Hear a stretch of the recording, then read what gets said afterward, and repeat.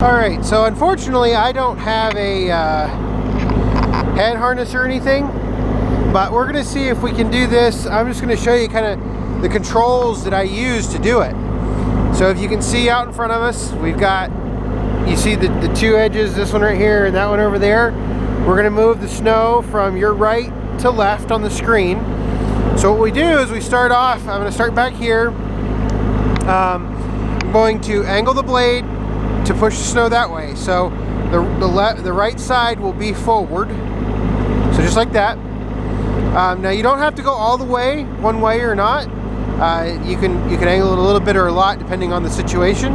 Then what we're going to do in case of a hydraulic blade is we're going to push it down. And then when it gets to the very bottom, you see how it pushed the front wheels up? So instead, we're just going to push it farther forward, and there's going to be a little click. And you see how that sticks forward like that? That means it's in float. And what float does, it means that the blade is going to ride over the ground. And that's what you want in this case. If it's a manual angle blade, you don't have downforce, so you don't have to worry about that. So let's see if I can hold this steady while I go down here and see if we can move snow. So what I'm going to do is I'm going to leave it about mid-throttle so I don't have to go very fast, and we're going to see how it does here. And I'm going to angle it over a little bit more to try to get rid of some of that snow. So what's going to happen is if you have a two-wheel drive machine, it's going to be a little bit more of a struggle going through this much snow, because the blade, the angle of the blade is going to want to twist the machine. So you see how I'm just going through here nice and slow. I'm moving a decent amount of snow. I do have four-wheel drive engaged, and I ran out of traction. So what I'm going to do is I'm going to lift the blade up. And this is why, you know, I said just get out there and do it, because you don't know how your machine's going to handle it until you actually get out there. Doing this one hand is a little harder. So now I'm going to give it a little bit more throttle. Actually, I'm going to bump it up to full throttle. We're going to go a little faster.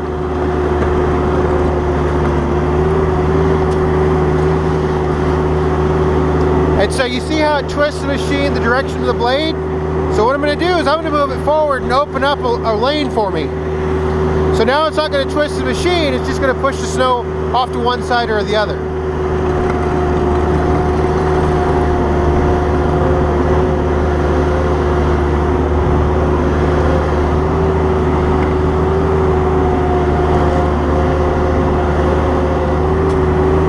So I'm running out of a lot of traction because there's some ice under here.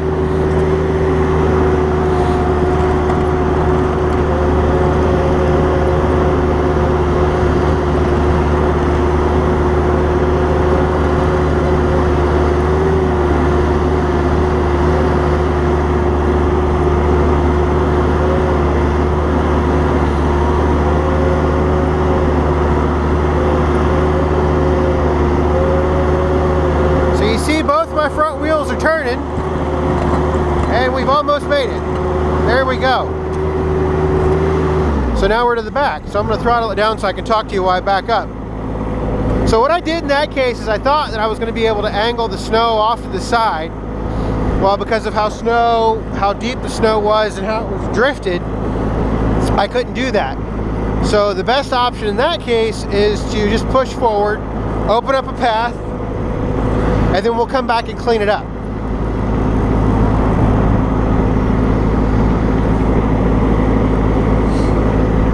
So what we're going to do, the reason I didn't turn around up there is because of how much snow was there. It's just a real pain to turn around in that much snow. Now if this was fresh snow, it probably wouldn't have been a big deal.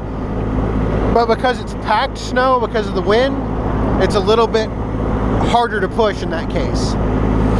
So now what we're going to do is we're going to go and we're going to cut about half the width of what we just did. And we're going to push it again. And I'm going to use full throttle again. I'm going to angle the blade just slightly. And actually I'm probably not even going to do half. I'll probably just do a third. And we'll see if we can't get a little snow pushed.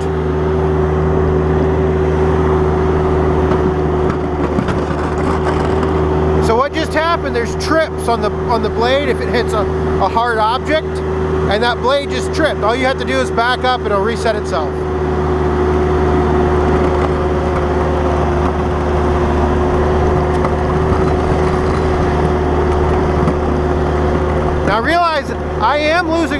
snow off on the right side of the blade, which is perfectly fine. We can come back and clean that up here in just a little bit.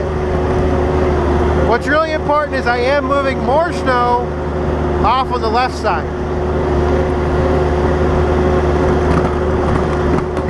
So now what we'll do, now that I've got a little bit of space down here, we'll back up and I'll turn around and we'll go the other way and we'll clean up a little bit of that mess we just made. Actually, we're going to go ahead and we're going to move a little bit more snow to the right side of your screen.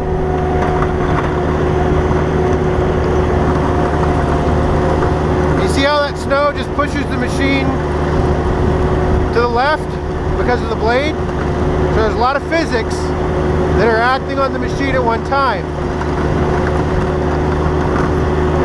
Sometimes it seems almost counterintuitive of what you're doing, but it's what's correct.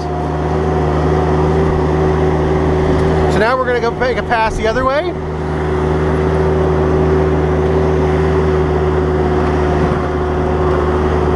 And notice I'm never taking more than half the width of the blade from side to side.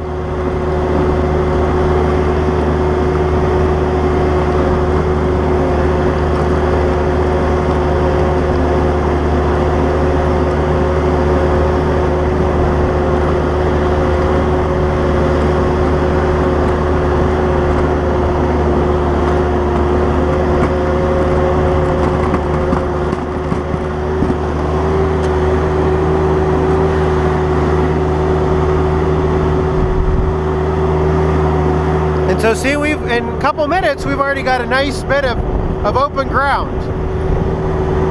So we're just going to keep working it back and forth.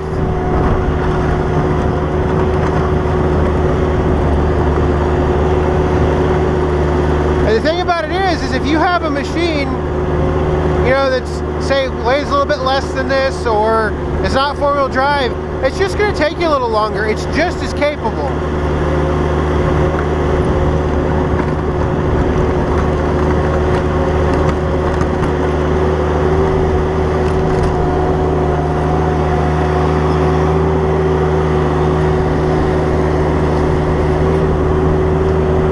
So what we're going to do now is I'm going to go ahead and I'll just call it relieve some pressure on the snow that's building up, and I'm going to just kind of go off and just kind of go in here at a couple different locations and push some snow off from the side.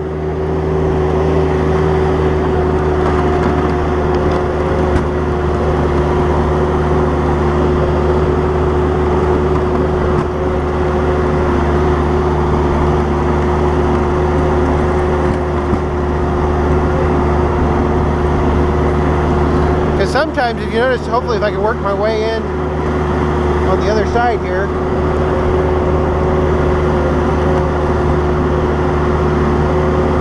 Now this is a lot of snow to move with a blade.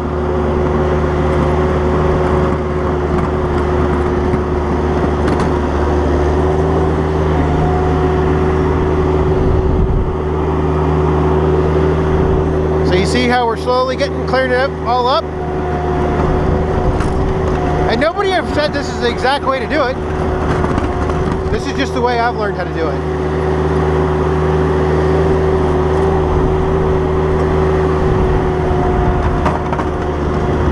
So if you do it a different way, that's perfectly fine too.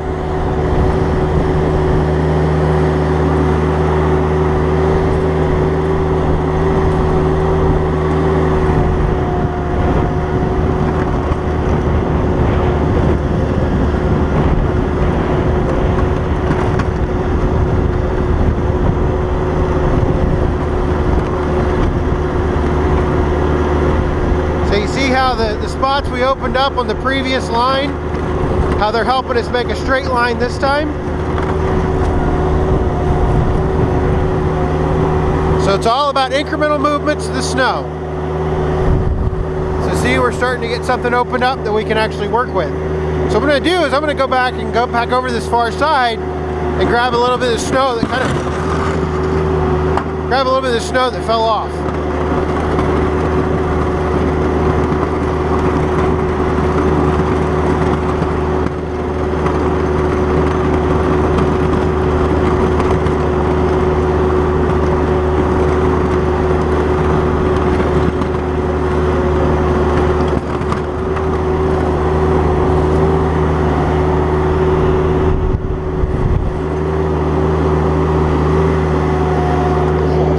now we've got a nice clean road.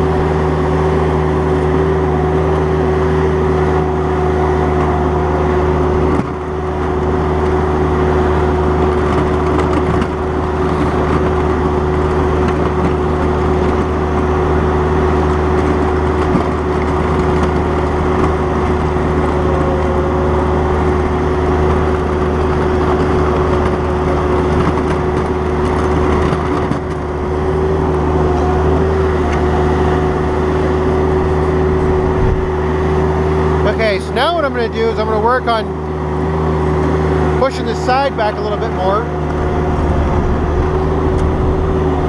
And unfortunately, I think I'm going to need two hands for this part.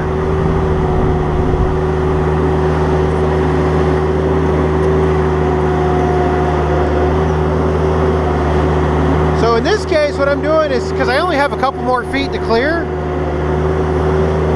and this is not something I would recommend doing with a two-wheel drive machine because you're liable to get stuck. But I just have the blade a couple inches in the air, and I'm going down and I'm pushing back the windrow that we've created.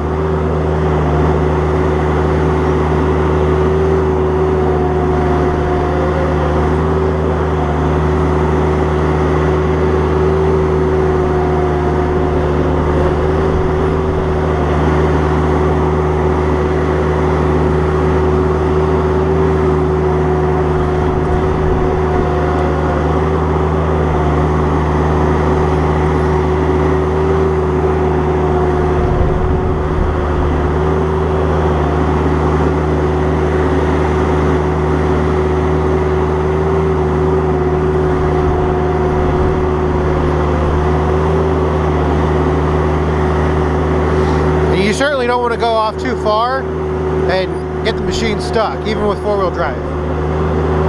Getting a four-wheel drive tractor stuck is just as likely as a two-wheel drive in the right conditions.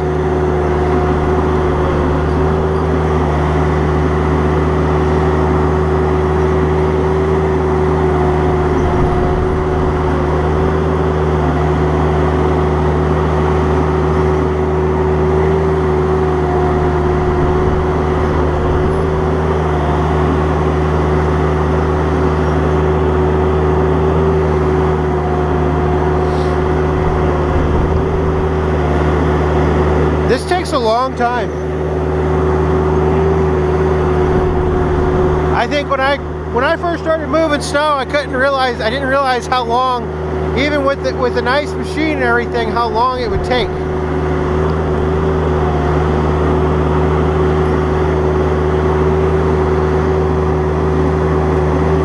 Okay, what I'm going to do the rest of the time is I'm fairly confident on how the machine's going to handle this. I was fairly confident.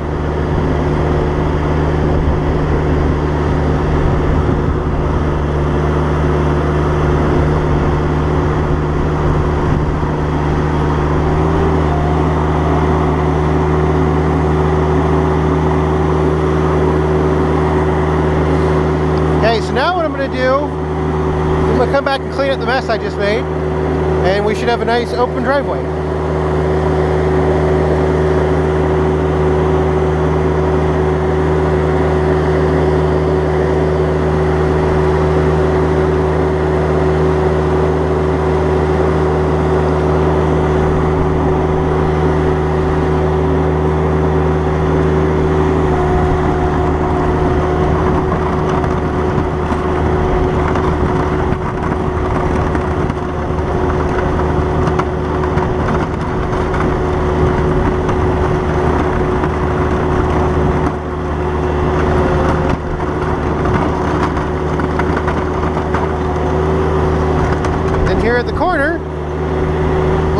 all this off into the yard and we should be good to go.